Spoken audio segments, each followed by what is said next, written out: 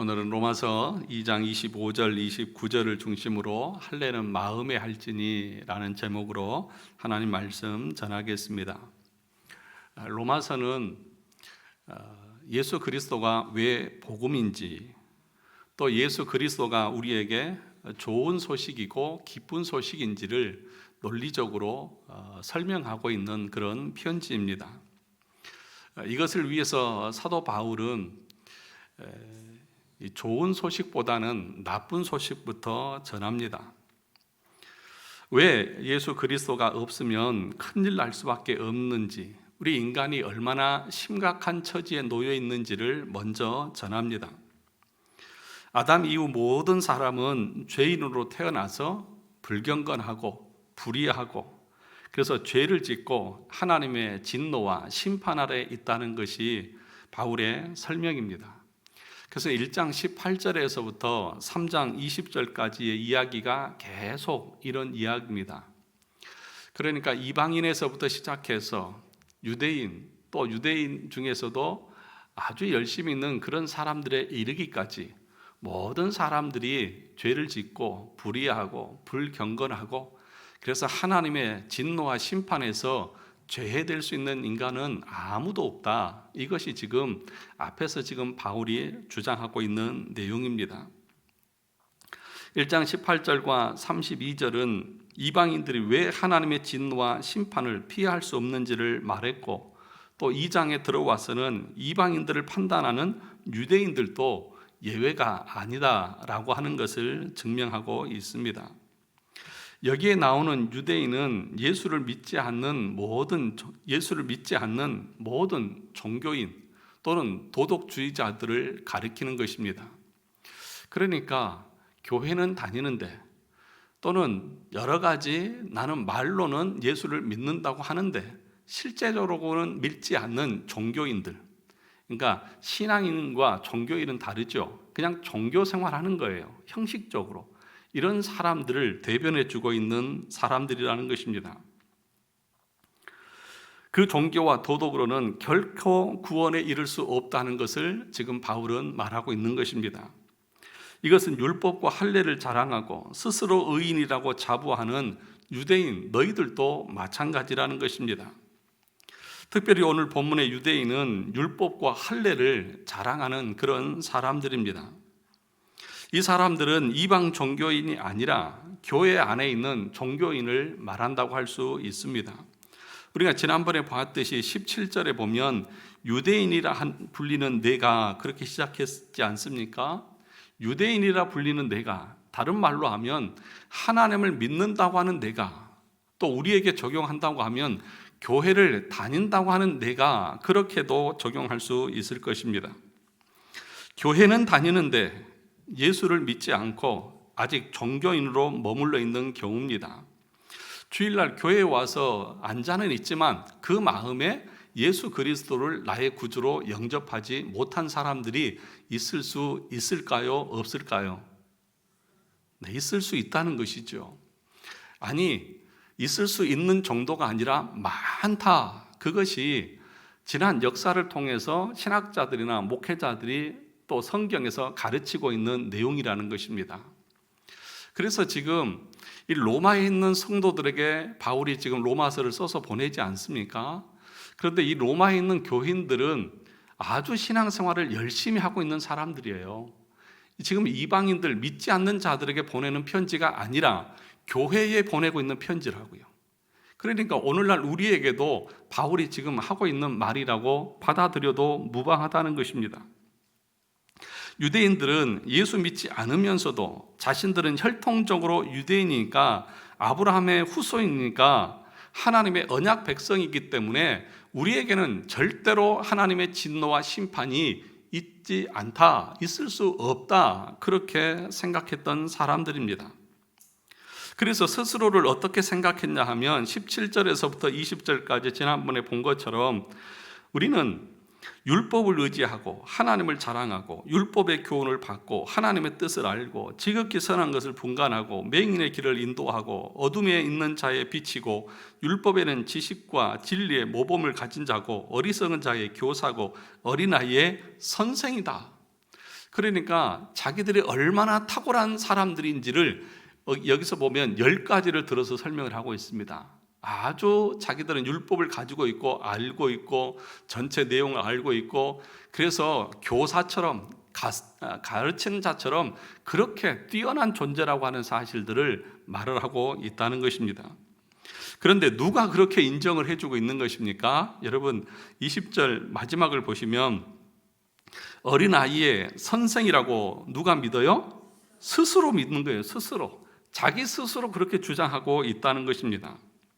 그러니까 남들이 볼 때, 야, 저 사람은 진짜 대단한 사람이다, 저 사람은 이렇고 저렇고 저렇고 하면서 저런 걸 보면 이 사람은 정말 대단한 사람이야, 이렇게 인정해 준다고 하면 우리도 인정할 수 있겠죠.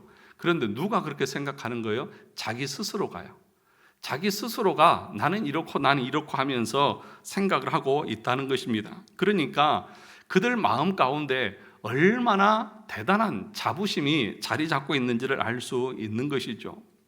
그러니까 우리는 이런 존재이기 때문에 우리에게는 하나님의 심판이나 진노가 있을까요? 없을까요? 없다는 거죠. 있을 수가 없다는 것입니다. 우리가 하나님의 심판의 대상이라고 생각하는 것은 꿈에도 생각해 볼 수 없다는 것입니다. 그래서 이 유대인들의 자부심은 두 가지로 크게 나타나는데, 첫 번째는 뭐냐? 오늘 17절에서부터 24절까지 우리가 지난번에 봤던 율법을 자기들이 가지고 있다는 것이죠. 자기들은 율법을 맡았다, 하나님의 말씀을 가지고 있다는 것입니다. 그리고 또 하나가 무엇이냐 하면 25절부터 29절까지 나오는 율법, 할례라고 하는 외적인 증표인 할례를 자기들은 가지고 있다는 것입니다. 그런데 문제가 무엇입니까? 율법은 가지고 있지만 그 율법대로 살지 않는 위선적인 삶을 바울은 지적했습니다.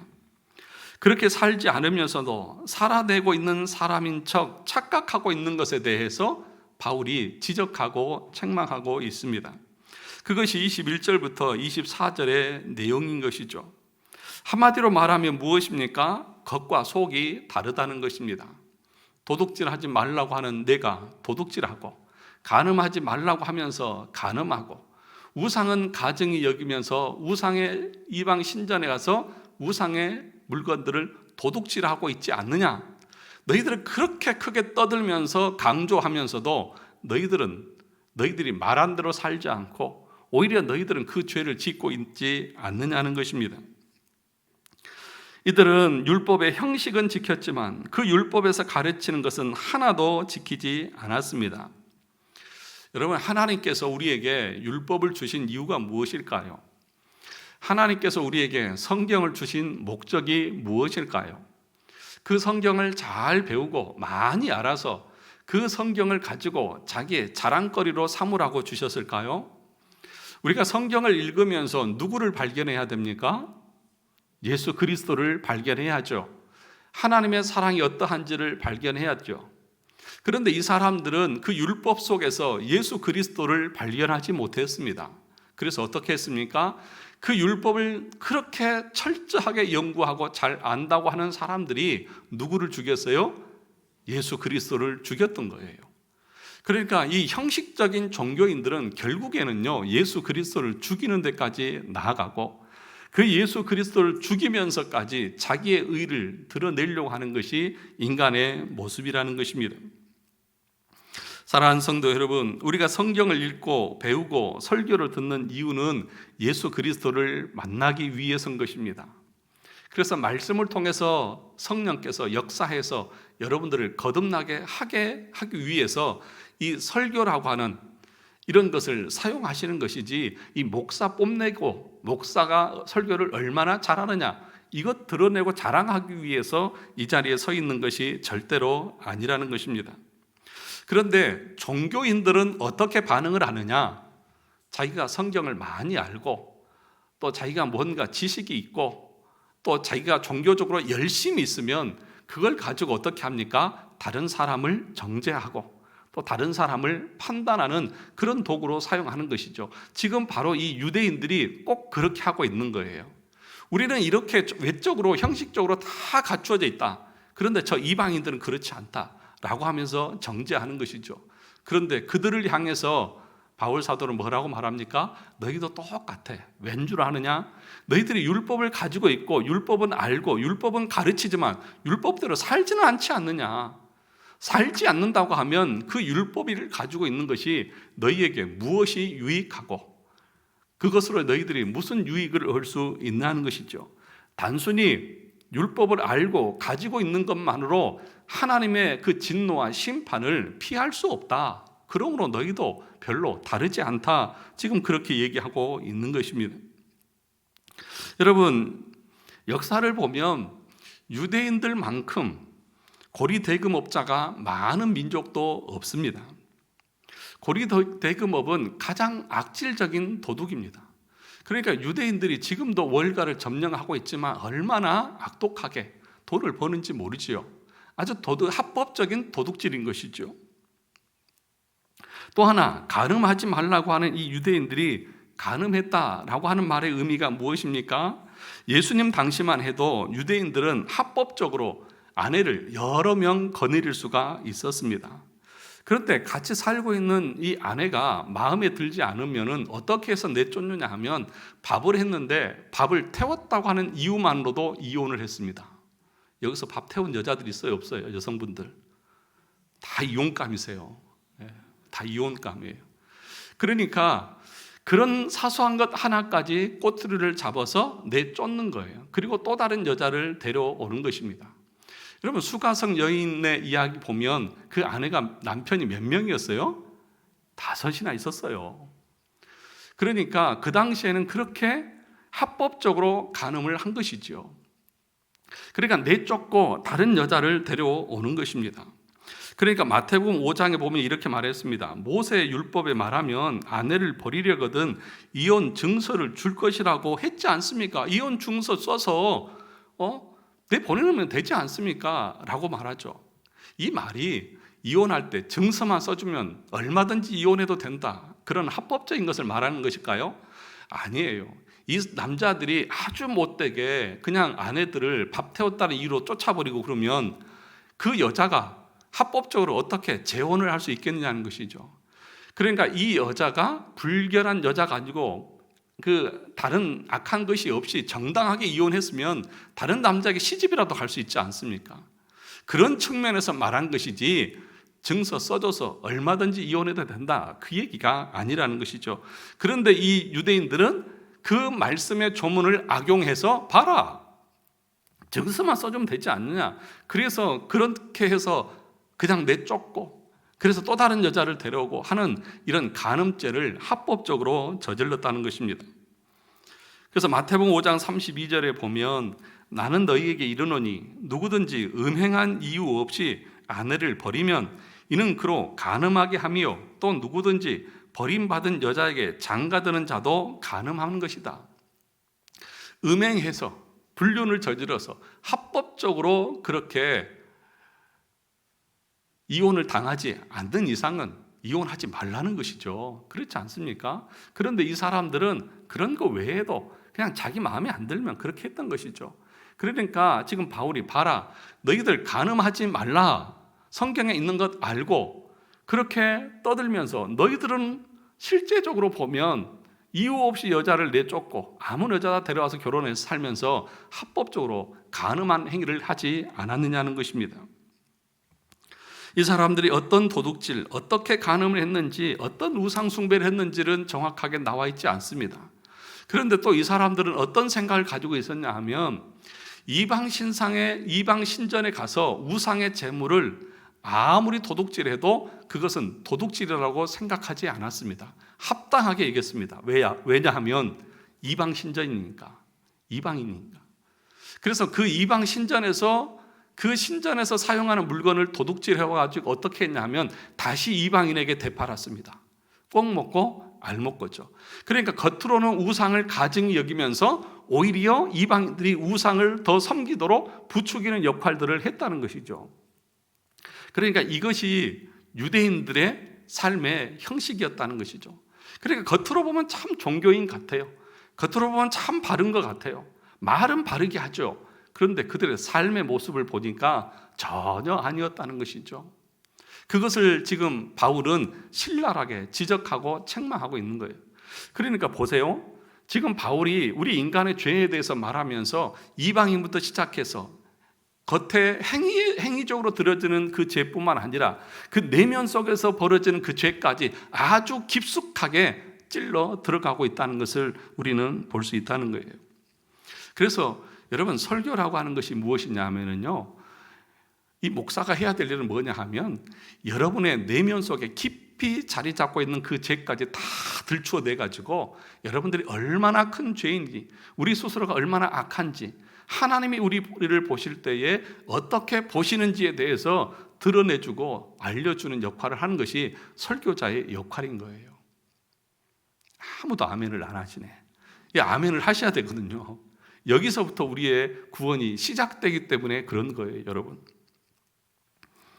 그러니까 지금 바울은 뭐라고 말하냐면, 스스로는 자기는 배울 것이 없고 어리석은 자와 어린아이를 가르치는 선생이라고 자부하고 있는 너희들의 실상이 어떻느냐, 이렇다는 거예요. 겉으로는 멀쩡해 보이고 겉으로는 대단해 보이지만 너희의 속의 모습은 이것이 실정의 모습이다. 그러니 너희들이 어떻게 하나님의 진노를 피하고 심판을 피할 수 있다고 착각하고 있느냐 하는 것입니다. 꼭 이런 것과 같습니다. 여러분, 사무엘서에 보면 이스라엘 백성들이 블레셋과의 전쟁을 하게 됩니다. 그런데 1차 전쟁에서 4,000명이 죽고 패배하고 돌아옵니다. 그러자 이 사람들이 어떻게 생각합니까? 우리가 하나님의 법궤를 가지고 가지 않아서 이렇게 우리가 패배했다라고 하면서 이제는 그 하나님의 법궤를 앞세워서 나갑니다. 그럴 때 어떻게 했어요? 그 법궤를 가지고 나가서 싸움에서 이겼습니까? 아니요. 2차에는 더 많은 사람 3만 명이 죽고 돌아왔고, 거기에 무엇까지 빼앗겼어요? 법궤까지 빼앗기고 대패하고 돌아온 거예요. 법궤의 상징은 뭡니까? 하나님의 임재잖아요. 하나님 우리와 함께 하신다고 하는 거잖아요. 그런데 이 사람들은 이 하나님의 임재의 상징인 법궤를 어떻게 이용한 것입니까? 자기들의 도구로 사용한 거죠. 자기들이 전쟁에서 이기는 방편으로 사용한 것이죠. 하나님의 임재와 하나님의 다스림에 순종하는 도구로 사용한 것이 아니라, 쉽게 말하면 오늘날 부적과 같이 생각을 한 것이죠. 내 몸에 부적을 하나 사다가 붙이고 다니면 악기가 물러나고 내가 어떤 사고나 사건을 당하지 않는 것처럼, 그러니까 종교인들은 그런 거죠. 내가 오늘 교회 가서 예배를 드려야만 하나님이 나에게 해를 주지 않을 것처럼, 내가 뭘 해야만 하나님이 나에게 복을 줄 것처럼, 이것이 지금 이스라엘이 백성들이 생각하고 있는 그 착각과 똑같다는 것입니다. 법궤만 앞세우면 승리하고 자신들의 목적을 달성할 수 있다고 착각했다는 것입니다. 그런데 하나님은 어떻게 하십니까? 그 법궤를 스스로 이방인의 손에 넘겨주는 수치와 모욕을 감당하면서까지 이스라엘 백성들의 죄와 잘못을 깨고 책망하고 있다는 것입니다. 사랑하는 성도 여러분, 예수를 믿는다고 하는 것은 무엇입니까? 교회에 와서 주일날 예배를 드리고 또 봉사를 하고 헌금을 하고 기도를 하고 이런 형식적인 것 다 중요합니다. 그렇죠? 그 형식이 없으면 안 되죠. 그런데 그 형식과 더불어서 무엇이 있어야 됩니까? 우리 마음에 예수 그리스도가 있어야죠. 그렇게 하는 목적이 예수 그리스도 때문에 행하는 것 아니겠습니까? 예수 그리스도를 섬기는 마음으로 예배하고 예수 그리스도를 위해서 봉사하는 것 아닙니까? 누구를 위해서 해주는 것입니까? 제가 노회에 가끔 이제 가서 이렇게 그 회의를 하고, 또 제가 있는 부서가 임사부라고 마지막 이제 그 고시를 보고 할 때 마지막 모든 것을 심사하는 그런 부서예요. 저는 그 부서에서 막내예요. 거기 가면 다 노회장들을 했던 분들 다 거기서 모든 것을 최종적으로 결정하는 거기 때문에 노회의 어르신들은 다 거기 있어요. 그래서 저는 막내죠. 그러니까 면접을 합니다. 목사, 전도사, 장로님들 고시 끝나고 나면 다 그 앞에서 면접을 해요. 예. 그럴 때마다 질문하는 것이, 목사님들이니까 장로님들에게 질문을 하면서 장로가 되면 목사를 어떻게 섬기겠습니까? 이렇게 질문을 해요. 그러면은 목사님 옆에서 잘 보좌하고 목회 잘할 수 있도록 잘하겠습니다.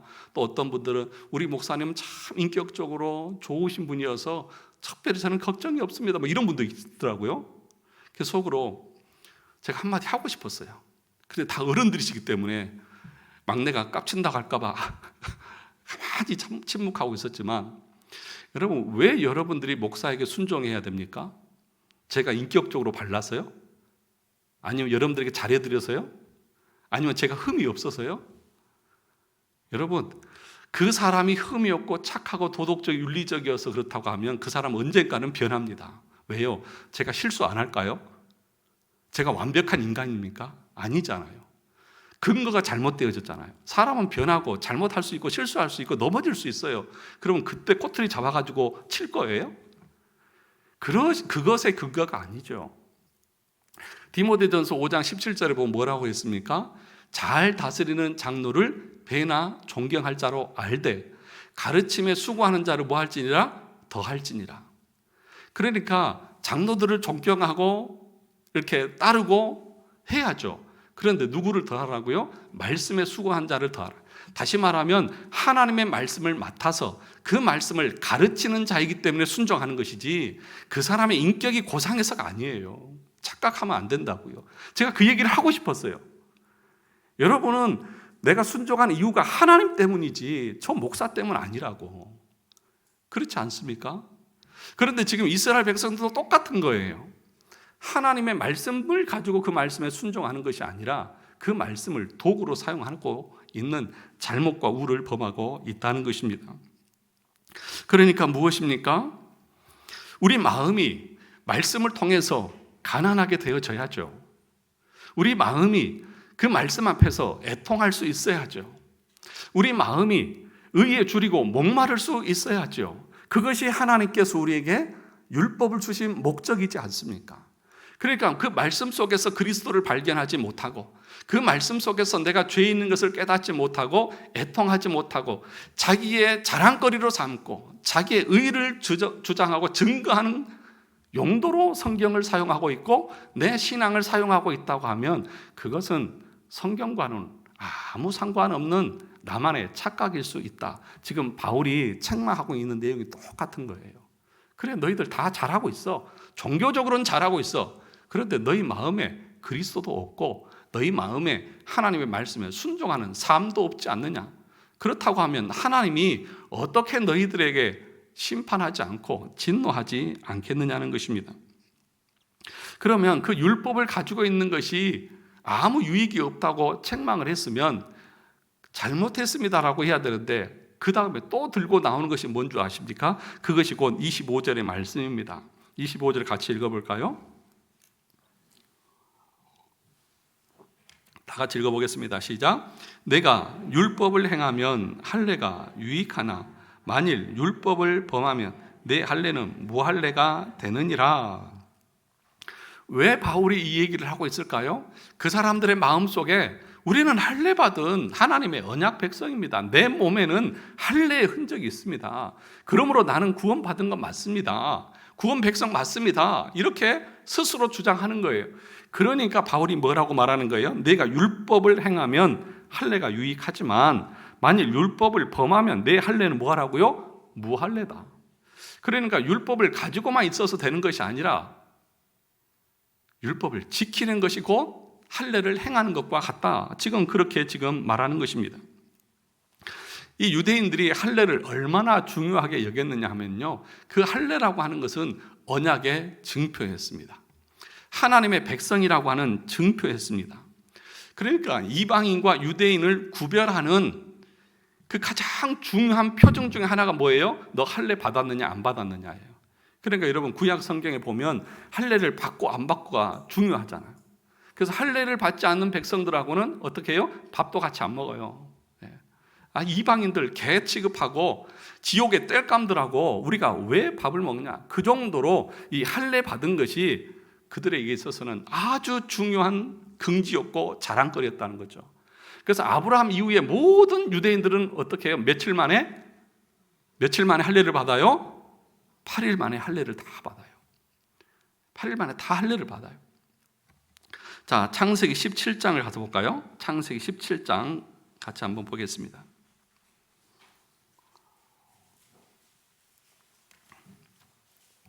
이 성경책 넘기는 소리가 너무 듣기 좋아요. 그렇죠, 여러분? 네. 창세기 17장 9절에서부터 11절까지 우리 같이 한번 읽어보도록 하겠습니다. 창세기 17장 9절에서부터 11절입니다. 시작. 하나님이 또 아브라함에게 이르시되 그런즉 너는 내 언약을 지키고 내 후손도 대대로 지키라. 너희 중 남자는 다 할례를 받으라. 이것이 나와 너희와 너희 후손 사이에 지킬 내 언약이니라. 너희는 포피를 베어라. 이것이 나와 너희 사이의 언약의 표징이니라. 여러분, 하나님께서 아브라함과 언약을 맺으면서 그 언약의 증표, 그러니까 하나님이 내가 너희에게 복을 주겠다 약속했고, 둘째는 나는 너희의 하나님이 될 것이다. 이 두 가지 약속을 했거든요. 그러면서 그 언약의 증표가 뭐냐? 할례를 받는 것이다. 그래서 그 할례를 받으면 내 자손이 되고 내 안에 있는 모든 축복을 다 받을 수 있다, 이렇게 생각을 하게 된 것입니다. 14절도 볼까요? 창세기 17장 14절도 같이 가서 읽어보겠습니다. 시작. 할례를 받지 아니한 남자 곧 그 포피를 베지 아니한 자는 백성 중에서 끊어지리니 그가 내 언약을 배반하였음이니라. 그러니까 이 약속의 근거에서 유대인들은 할례만 받으면 자동으로 구원, 자동으로 하나님의 자녀, 이런 생각들을 계속해서 가지고 있었던 것이죠. 이렇게 할례를 크게 생각하다 보니까 유대인이 어떤 착각을 하게 되어졌을까요? 할례만 받으면 나는 구원받은 백성이다, 이런 착각을 하는 것이죠. 그러니까 할례를 어떻게 생각하는 것입니까? 구원의 수단으로 그 사람들은 생각하고 있었던 것입니다. 여러분 잘 보세요. 눈을 뜨시고 잘 보세요. 여러분, 할례가 구원의 수단입니까? 우리가 할례만 받으면 구원을 다 받습니까? 어떻게 해야 우리가 구원을 받는 거예요? 예수 그리스도를 믿음으로 우리가 구원을 받는 거잖아요. 그런데 지금 이 이스라엘 백성들은 뭘로 구원받는다고 생각한 거예요? 할례를 가지고요. 그러면 여러분들은 어떻게 생각하십니까? 여러분, 세례 받으면 다 구원받은 거 맞습니까? 또 갑자기 대답이 줄어드십니까? 할례만 받으면 모든 사람들이 다 구원받는 거 맞습니까? 오늘 로마서 22장 25절에서 29절까지의 말씀이 바로 여기에 대한 바울의 반지인 거예요. 너희 율법을 가지고 있고 할례를 행했다고 해서 여러분들이 구원받는 건 아니다, 그렇게 말하는 거예요. 할례를 행하는 거 좋다. 그런데 그 할례를 행했으면 그 율법을 가지고 사는 것이 할례 받은 자의 삶이지, 율법과는 다른 게 살고 율법은 지키지도 않으면서 할례만 행했다고 해서 구원받았다고 하는 것은 너희만의 착각이다, 그렇게 말하는 것입니다. 고린도전서 7장 19절에도 보면 할례 받은 것도 아무것도 아니요 할례 받지 아니한 것도 아무것도 아니로되 오직 하나님의 계명을 지킬 따름이니라. 그러니까 할례를 받고 안 받고가 중요한 것이 아니라 하나님의 말씀에 순종하며 사느냐 안 사느냐가 더 중요하다는 것입니다. 그러니까 여러분, 이걸 여러분들이 잘 알으셔야 되는데요, 아브라함이 하나님 앞에 의롭다함을 받은 것이 할례 받기 전일까요? 할례 받은 후일까요? 여기서 이제 이단이 나오고 천국과 지옥이 나오는 거예요. 여러분 뭘 선택하느냐에 따라서 이제 천국 가기도 하고 지옥 가기도 해요. 잘 생각하세요. 아브라함이 의롭다함을 받은 것이 할례 받기 전입니까? 할례 받은 후입니까? 큰일 났네. 이제 큰일 났어. 여러분, 아브라함은 그러면 할례를 받아서 의롭게 되어졌습니까? 믿음으로 의롭게 되어졌습니까?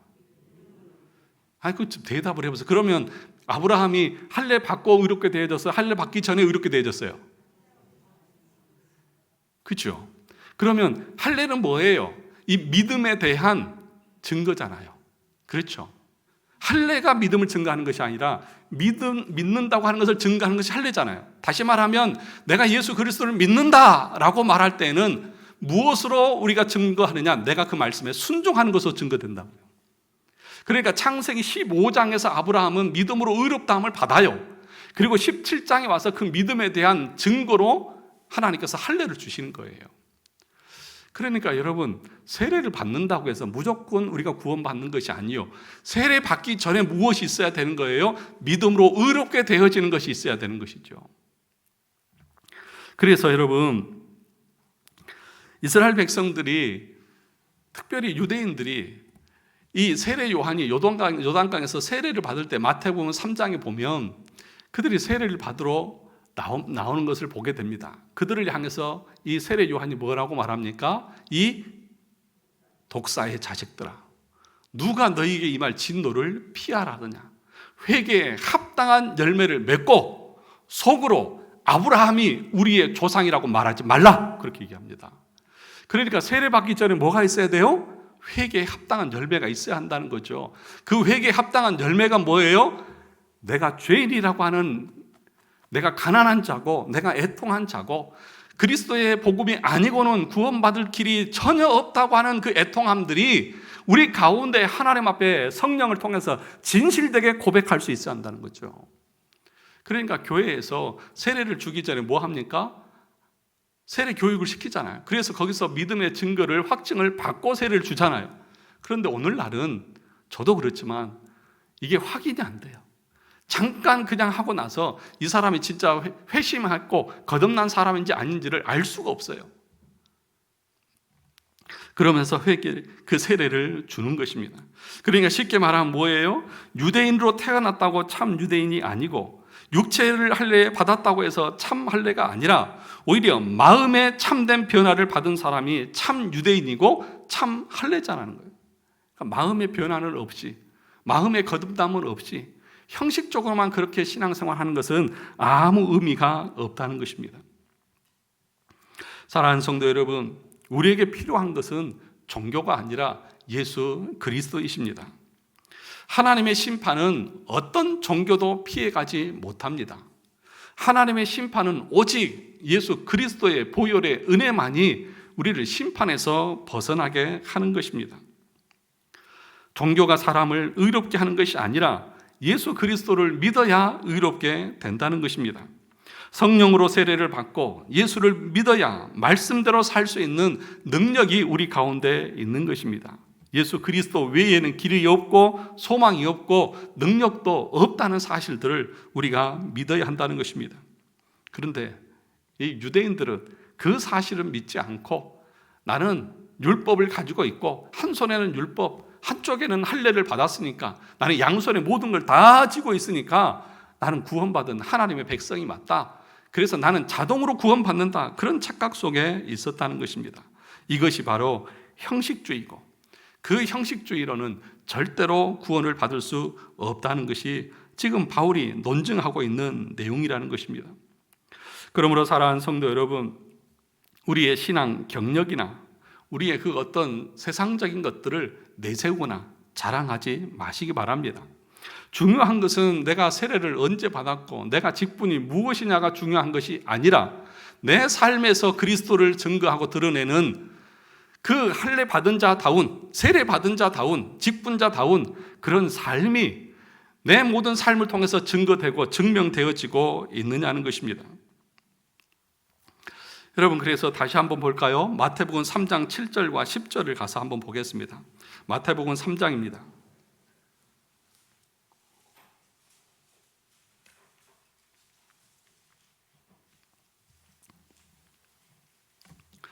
마태복음 3장 7절에서부터 10절까지,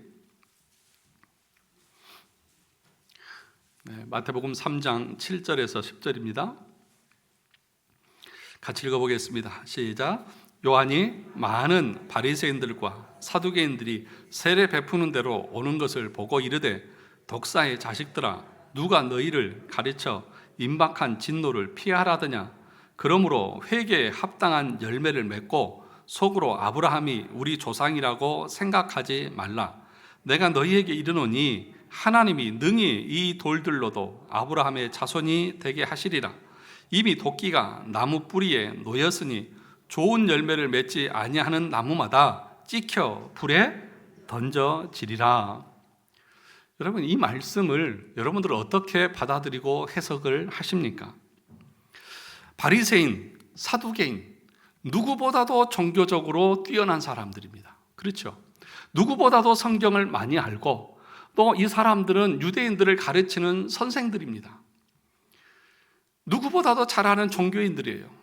그런데 이런 사람들을 향해서 지금 세례 요한이 뭐라고 말한다고요? 이 독사의 자식들아, 누가 너희 위에 임한 하나님의 진노를 피하라더냐. 그러니까 이 사람들에게 하나님의 진노의 심판이 있어요, 없어요?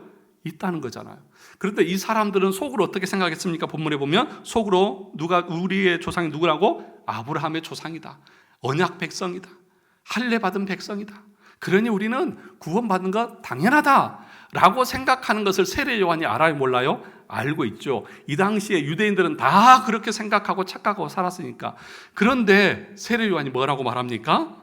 이 돌들로도 하나님은 하나님의 자손을 만들 수 있어. 중요한 것은 뭐냐? 너희 안에 회개의 열매가 있느냐는 거예요. 회심의 열매가 있느냐는 거예요. 너희가 죄인이라고 하는 것을 깨닫고 있느냐는 거예요. 그거 없으면 너희들이 아무리 많은 종교적인 열심을 가지고 있고 율법을 많이 알아도 너희는 진노의 대상에 불과한 것뿐이야 라고 말하는 거예요. 그러므로 지금 너희의 나무에 도끼가 찍혀져서 곧 너희는 불에 들어가 심판을 당하게 될 위기에 처해 있다고 하는 것들을 분명하게 말하잖아요.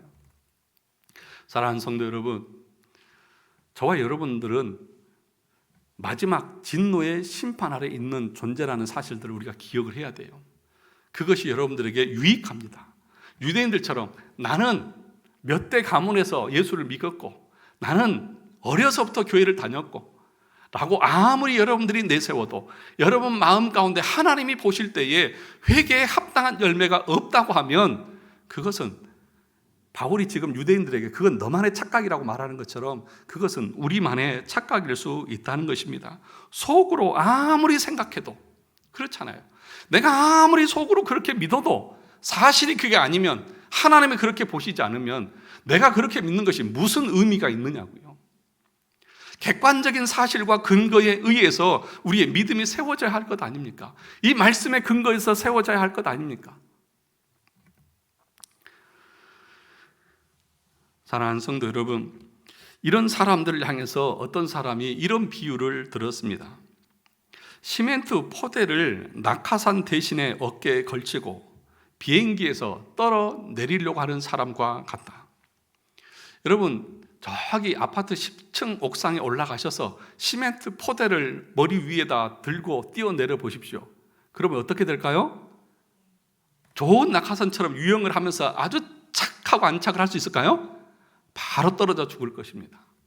그러니까 지금 우리가 생각하고 있는 우리의 그 근거들, 율법이나 할례나 성경을 내가 많이 알고 있고 내가 봉사를 열심히 했고 내가 신앙생활을 몇 년을 했고 하는 이 모든 것들은 무엇과 같다고요? 시멘트 포대를 들고 있으면서 옥상에서 떨어지는 그런 어리석음과 같다는 거예요.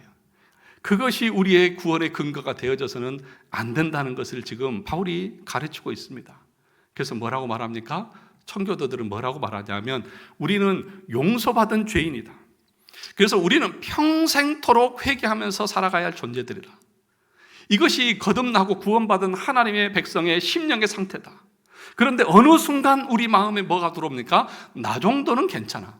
어느 순간이 지나면 내가 과거에 했던 것이 있고 내가 과거에 이런 것을 했기 때문에 나는 하나님의 자녀인 것은 맞아 하면서 내가 죄인이라고 하는 의식을 다 사라지고 내가 의롭게 되어졌다고 하는 이 유대인들이 지금 17절에서부터 자기의 자랑거리로 내세웠던 그 자랑만 우리 가운데 있는데 여러분, 그것은 상당히 위험한 것이라는 것입니다. 주여, 나는 죄인으로서이다. 유대인의 죄가 바로 나의 죄입니다라고 하는 진실된 고백이 우리 입에서 나와야 한다는 것입니다. 그것이 없다고 하면 나 자신의 신앙과 믿음을 돌아볼 수 있어야 된다.